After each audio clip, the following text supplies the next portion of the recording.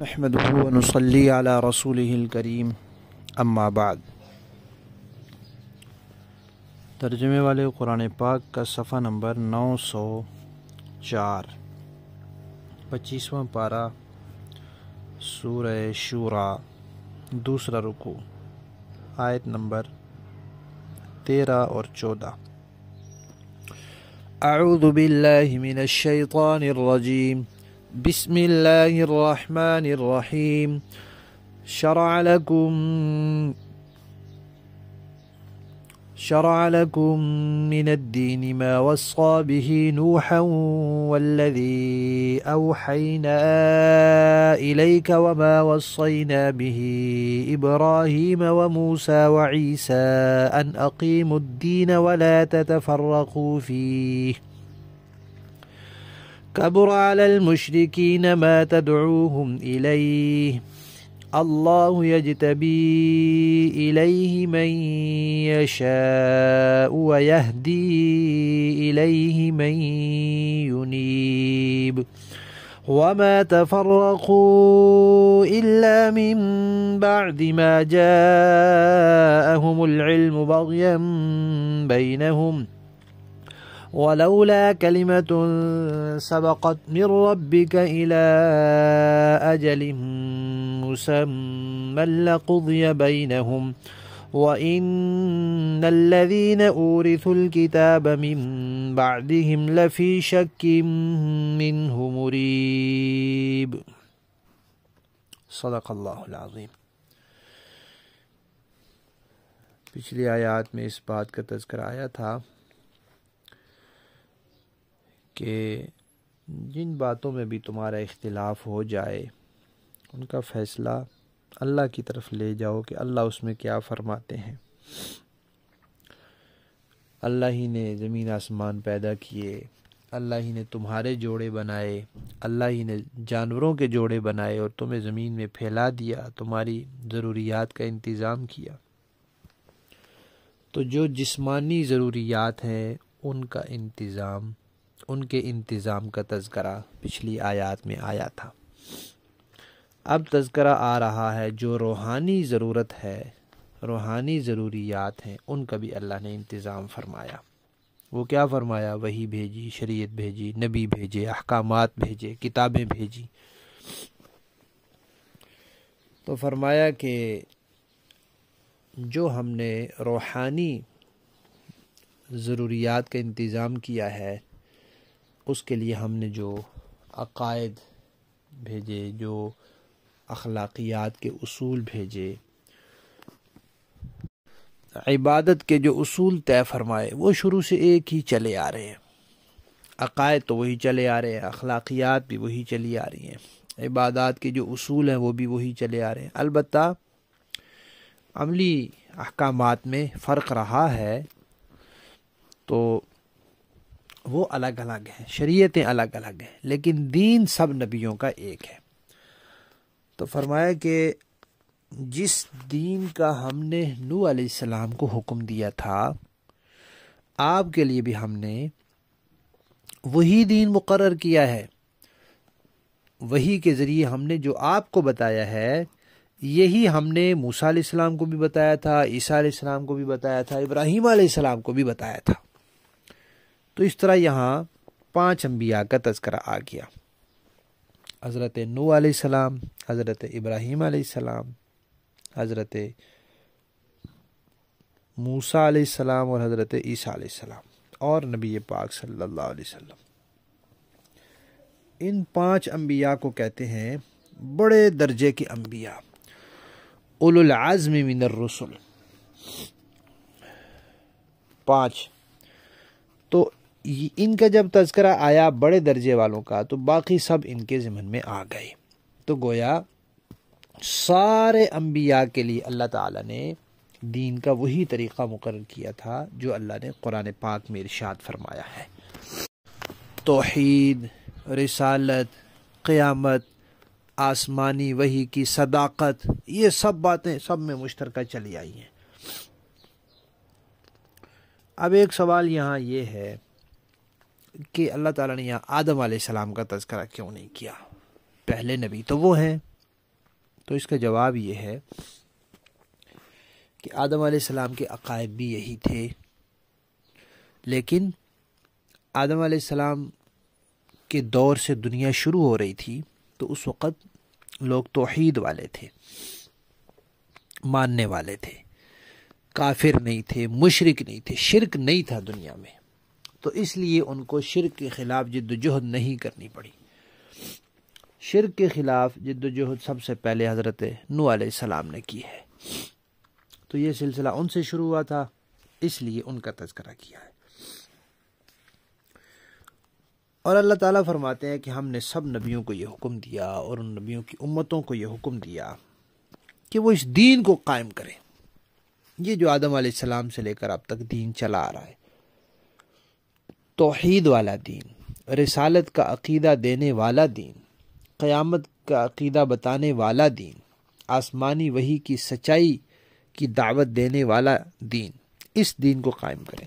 تو یہ دین قائم کرنا یہ فرض ہے، اور اس میں اختلاف کرنا یہ حرام ہے، اس کو چھوڑنا حرام ہے۔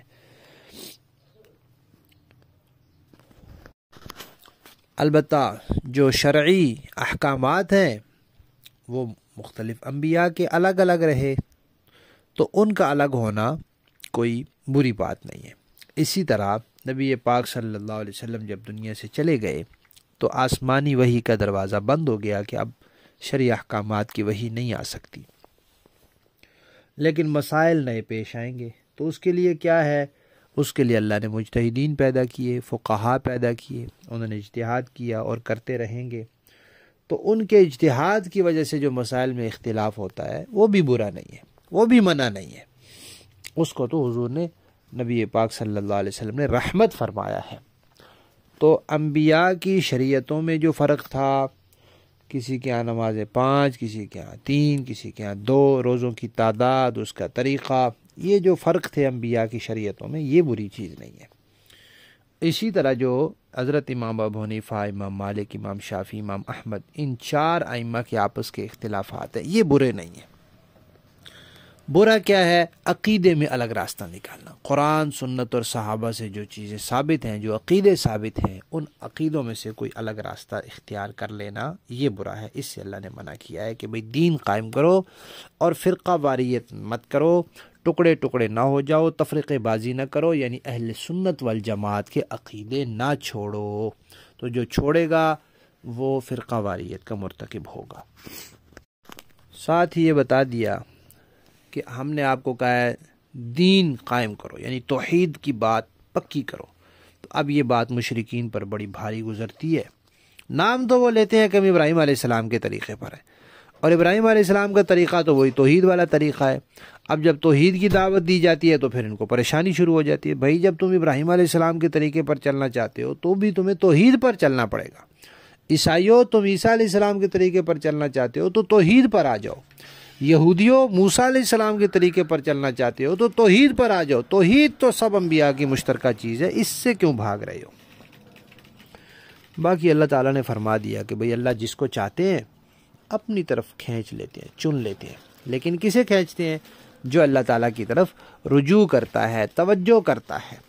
کئی جگہ قرآن پاک میں اللہ تعالیٰ نے فرمایا ہے کہ اللہ جسے چاہتا ہے ہدایت دیتا ہے، اور یہ بھی اللہ نے قرآن میں ہی بتا دیا کہ اللہ کسے ہدایت دیتا ہے؟ جو خود ہدایت چاہتا ہے، اللہ کی طرف رخ کرتا ہے، رجوع کرتا ہے، توجہ کرتا ہے، اللہ اس کو پہنچا دیتے ہیں، اور جو خود ہدایت نہیں چاہتا اللہ بھی زبردستی ہدایت نہیں دیتے۔ اب ایک سوال یہاں اور ہوا کہ بھئی آپ نے کہا کہ سارے نبیوں کا دین ایک، تو پھر یہ مشرکین نے الگ راستہ اختیار کیا ہوا ہے، یہ عیسائی بھی آپ کی بات نہیں مان رہے، یہ یہودی بھی نہیں مان رہے، تو پھر ایک کیسے ہوا؟ تو جواب یہ ہے کہ بھائی ان انبیاء نے جو باتیں بتائی تھیں ان باتوں کو ان کے بعد والے لوگوں نے چھوڑ دیا ہے، تبدیل کر دیا ہے، آسمانی کتابوں میں تبدیلی کر دی ہے، احکامات میں تبدیلی کر دی ہے، تو اس لیے یہ اختلاف ہو گیا۔ اگر یہ موسیٰ علیہ السلام کی، عیسیٰ علیہ السلام کی، ابراہیم علیہ السلام کی بتائی ہوئی توحید، رسالت، قیامت، آسمانی وحی کی صداقت والے عقیدوں پر قائم رہتے، کوئی اختلاف نہ ہوتا۔ یہی باتیں مسلمان کہتے ہیں، یہی باتیں ان انبیاء نے کہی تھی، لیکن یہ لوگ ان انبیاء کا نام تو لیتے ہیں لیکن ان کی بتائی ہوئی باتوں کو چھوڑ دیا ہے اور انہوں نے شرک کا راستہ اختیار کر لیا ہے۔ اب یہ قرآن پاک ہے، اس میں بھی وہی باتیں ہیں، لیکن یہ محفوظ رہے گا، اس کی حفاظت کی اللہ نے ذمہ داری اٹھائی ہے، لہذا قیامت تک اس نے رہنا ہے اور اسی سے اب صحیح دین پتہ چلے گا۔ ابراہیم علیہ السلام کا دین بھی اس سے پتہ چلے گا، موسیٰ علیہ السلام کا دین بھی اب تورات سے نہیں قرآن سے پتہ چلے گا، کیونکہ تورات میں رد و بدل ہو گیا۔ عیسیٰ علیہ السلام کا دین بھی انجیل سے نہیں قرآن سے پتہ چلے گا، کیونکہ انجیل میں رد و بدل ہو گیا ہے۔ پھر اللہ تعالیٰ نے وجہ بھی بتائی ہے کہ یہ یہود و نصارہ، ان کے پاس جب علم آ گیا تو اس کے بعد انہوں نے آپس میں اختلاف کیوں کیا؟ اللہ تعالیٰ فرماتے ہیں آپس کی زدی کی وجہ سے۔ یہ نہیں کہ ان کو کوئی اشتباہ ہو گیا تھا، کوئی شک شبہ پڑ گیا تھا، نہیں، زدی کی وجہ سے کہ بھئی اب آخری سوال آج کے سبق کا کہ بھئی چلو ٹھیک ہے، ان لوگوں نے اختلاف کیا، اپنے دین کو چھوڑ دیا، زدی کی، تو پھر اللہ تعالیٰ نے سزا کیوں نہیں دی؟ جیسے ہی کوئی گڑبڑ کرے اللہ تعالیٰ ایسے سزا دینا؟ تو اللہ تعالیٰ نے فرمایا کہ بات یہ ہے کہ اللہ کا ایک قانون ہے کہ اللہ تعالیٰ مہلت دیتے ہیں، ایک وقت تک مہلت دیتے ہیں کہ انسان اس میں چاہے تو توبہ کر لے، سیدھے راستے کی طرف آ جائے۔ اگر یہ اللہ کا مہلت والا قانون نہ ہوتا تو بس پھر تو یہ دنیا میں بچے ہی نہ ہوتے، جو اب کوئی غلط راستہ اختیار کرتا اور فوراً دنیا سے فارغ ہو جاتا، لیکن ایسا نہیں ہے، یہ اللہ تعالیٰ نے اپنا قانون رکھا ہے۔ لفظی معنی دیکھیے، شرع مقرر کیا اللہ تعالیٰ نے، لکم تمہارے لیے، من الدین دین کا وہی طریقہ، ما جس کا، وصا حکم دیا اللہ نے بھی جس کا، نوح علیہ السلام کو مقرر کیا اللہ نے تمہارے لیے دین کا وہی طریقہ جس کا حکم دیا اللہ تعالیٰ نے نوح علیہ السلام کو، والذی اور جو وہی اوحینا ہم نے بھیجی ہے الیکا آپ کی طرف، وما اور جس چیز کا، وصینا حکم دیا ہم نے بھی اس کا، ابراہیم علیہ السلام کو، و موسیٰ و عیسیٰ اور موسیٰ علیہ السلام کو، یہ سب کچھ ایک ہی دین ہے۔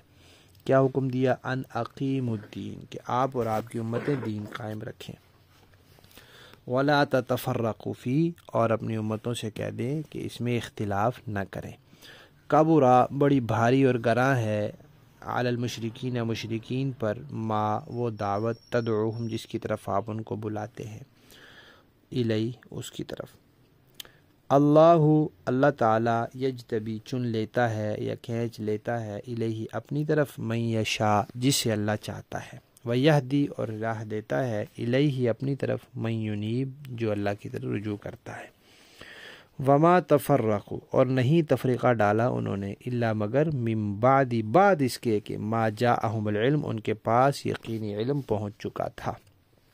پھر کیوں تفریقہ ڈالا؟ بغیم بینہم آپس کی زدی کی وجہ سے، ولولا کلمتن اور اگر نہ ہوتا ایک فیصلہ، سبقت پہلے سے طے شدہ، من ربک آپ کے رب کی طرف سے، الی اجل مسمی کہ ایک وقت تک مہلت ہے، لقضیا تو کر دیا جاتا فیصلہ، بینہم ان کے درمیان اور ان کا خاتمہ ہو جاتا، وَإِنَّ الَّذِينَ بے شک وہ لوگ، اورثوا جو وارث بنائے گئے، الکتاب کتاب کے، من بعدہم ان کے بعد، لفی شکن وہ شک میں پڑے ہوئے ہیں، منہ اس سے، مریب ایسا شک جو تردد میں ڈالنے والا ہے۔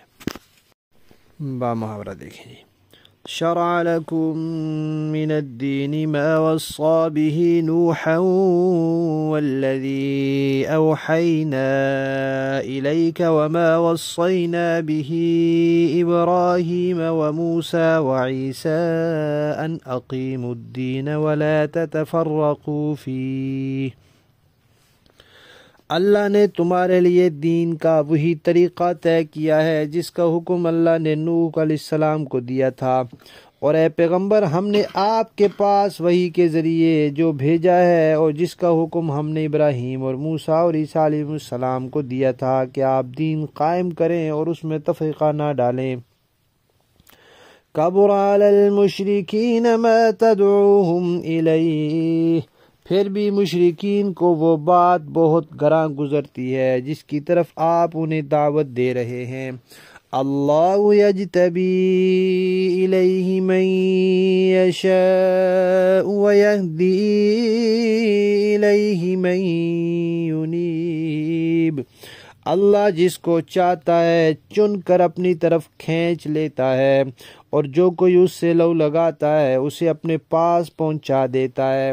وَمَا تَفَرَّقُوا إِلَّا مِن بَعْدِ مَا جَاءَهُمُ الْعِلْمُ بَغْيًا بَيْنَهُمْ، اور لوگوں نے آپس کی عداوتوں کی وجہ سے دین میں جو تفرقہ ڈالا ہے وہ اس کے بعد ہی ڈالا ہے جب ان کے پاس یقینی علم آ چکا تھا۔ وَلَوْلَا كَلِمَةٌ سَبَقَتْ مِن رَّبِّكَ إِلَىٰ أَجَلٍ مُّسَمًّى لَّقُضِيَ بَيْنَهُمْ، اور اگر آپ کے پروردگار کی طرف سے ایک معین مدت تک کے لیے ایک بات پہلے سے طے نہ ہوتی تو ان کا فیصلہ ہو چکا ہوتا۔ وَإِنَّ الَّذِينَ أُورِثُوا الْكِتَابَ مِن بَعْدِهِمْ لَفِي شَكٍّ مِّنْهُ مُرِيبٍ، اور ان لوگوں کے بعد جن کو کتاب کا وارث بنایا گیا ہے وہ اس کے بارے میں ایسے شک میں پڑے ہوئے ہیں جس نے انہیں خلجان میں ڈال رکھا ہے۔ صدق اللہ العظیم۔